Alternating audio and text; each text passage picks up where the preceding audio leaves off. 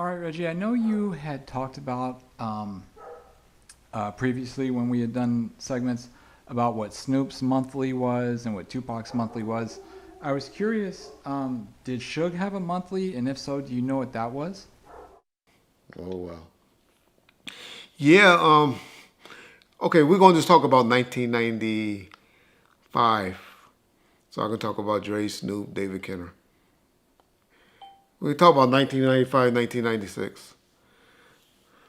So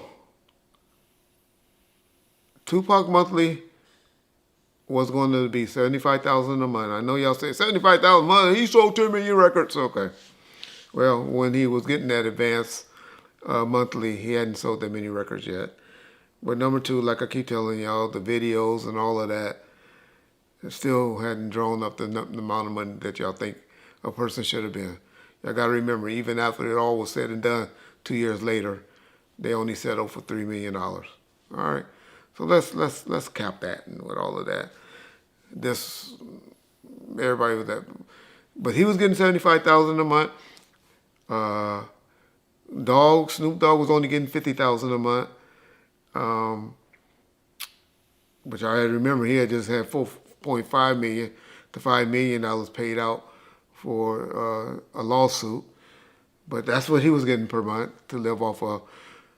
Suge was getting 125 a month. Dre was getting 125, and David Kenner was for all his law and expertise and all of that was getting 75, and then eventually 125 a month. And then Right Way was getting about 100 a month. And then other people like I think Das was getting like 14,000 a month. A lot of the artists was only getting like 1,500 to 1,000. Danny Boy was getting 3,500, as I remember.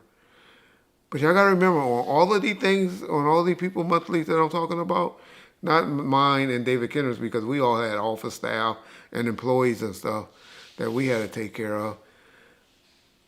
But the other people that I named, the artists and all of that, their monthly were pretty much being taken care of by what? That's all they had to spend their money on was stuff like that. Because all the automobiles, as y'all know, were in Death Row names that were getting paid. And so when you're paying for the automobile, you're paying for the insurance. Death Row was paying for everybody's cell phones. They were paying for like penthouses.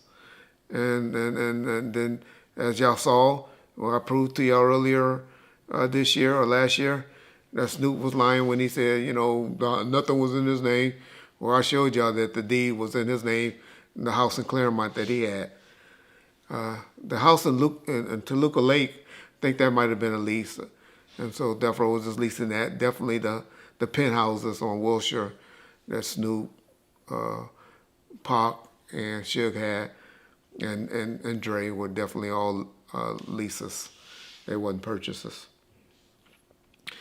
Now, you say, well, why didn't they have houses and stuff in their names and all of that? I keep trying to tell y'all.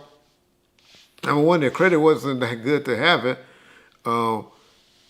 But Dre had a house in Calabasas that was in his name. David Kenner house was in his own name. Suge house was in his name. Snoop house, as I told y'all, was in his name. Now, so y'all say, well, Tupac, that house we found out was, well, y'all think it was in Sharitha's name. It wasn't in Sharitha's name. It was actually in David Kenner and his wife's name. But it was a lease. It was going to be a lease. It was a lease with an option to buy. And so they were trying to get the financing and everything worked out for Tupac. But y'all got to remember, Tupac is what?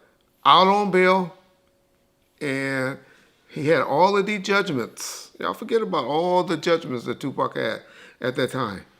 You're not putting, ain't no title company going to give you no insurance on a house, a title insurance. Y'all, I got to learn all this stuff. Title insurance when you got all these judgments and stuff out there.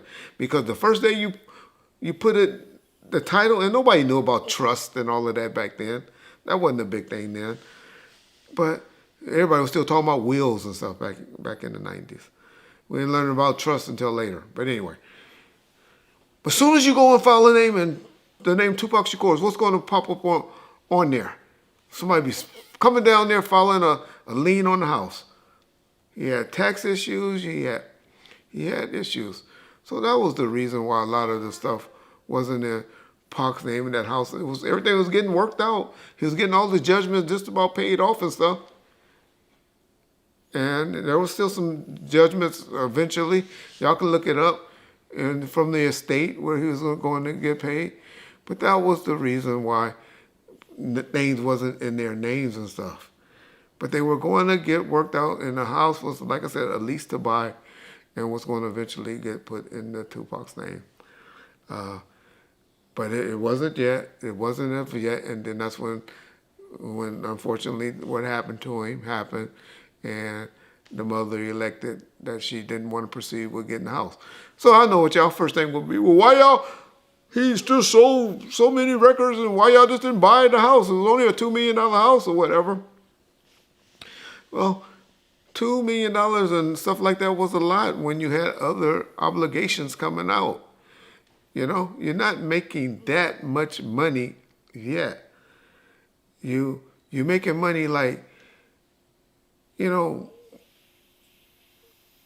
if he made 10 million, you know, y'all keep saying he sold 10 million records. Well, that's over the time. That's over the lifetime of the album. But at that point when 2Pac died, he had only was a tribute to 5 million records. Let's say 5 million records. 2.5 really, but you know, it was a double, so we say 5 million. Okay, let's say 6. I know some of y'all say, it says 6. Okay, so say 6. So most artists will only get $1 a record, all right? So that's $6 million. We know already that he did, what, 9 music videos during that time period, I believe? Say each one of those videos was $300,000. You got to pay for that. Suge paid for half of them, but you got to pay for that. You got to pay for all of those leasings on your cars. You got to pay for all of that advances. Don't keep trying to tell y'all money is not like y'all think it was. Okay, so artists was just as big as 2Pac at that time. Let's put in comparisons. Coolio, he beat him out that year for album or song of the year, beat California Love out. How was he living when he died? Okay, let's talk about Lauryn Hill. The Fugees, hey, y'all can say what y'all want. Fugees was just as big as Pac. That album that the Fugees did was just as big as 2Pac album in 96. That's All Eyes on Me. LL Cool J, Mr. Smith was just as big. Just as big. Now, these were only singles, so of course, you know, it don't seem like they don't get as much credit for the amount of sales. Biggie Smalls album. Well, we know that only sold 1.5 million, 2 million at the time. But look how he said he was living and stuff. What did he own when he died? I know y'all say, well, 2Pac had 5 or 6 albums out. Well, I can't talk about that time period. I don't know. But y'all never talk about Interscope and Jimmy and all of them, or Antron and Layla and all of them, or those people. Never ask him what happened to the money from Juice or Poetic Justice or anything like that. I never hear y'all ask about any of those questions. Always poor Suge Knight did this to 2Pac. Suge Knight did this. Suge was beating him out of this or doing this to him. Y'all really, really, really need to learn the business and stop being keyboard gangsters and research on people that was around that time. Now, the artists today are making a lot more money and doing a lot more things. Just like in the NBA. When Magic Johnson got that $25 million for a 25-year contract, everybody was like, whoa, whoa. The average motherfucker in the NBA now gets $25 million. A dude that's on the bench gets $25 million for 1 year. not 25 years. So all I'm just trying to say is time periods are different. Stop comparing Death Row, Suge Knight, and what they were doing in 95, 96 to the guys that y'all hearing or believing or claiming to making all of this money in 2024, 2023. You know, the Kanyes and all them. They got the benefit off the hard work of what Tupac and Ice Cube and all of them did in the mid-90s. Just like LeBron and Kevin Garnett and people like that got the benefit off the work that Magic and Isaiah and Larry Bird and all of them did in the 80s and the 90s. Michael Jordan's a billionaire behind sneakers, not from playing basketball. So, hey, that's all I got to say. But I just wanted to address that because a lot of people always ask and worrying about the money part and all of that. And, Suge shouldn't get a bad rap on everything. He should get a bad rap on some things, but not everything. And not especially when it comes to dealing with the money situation.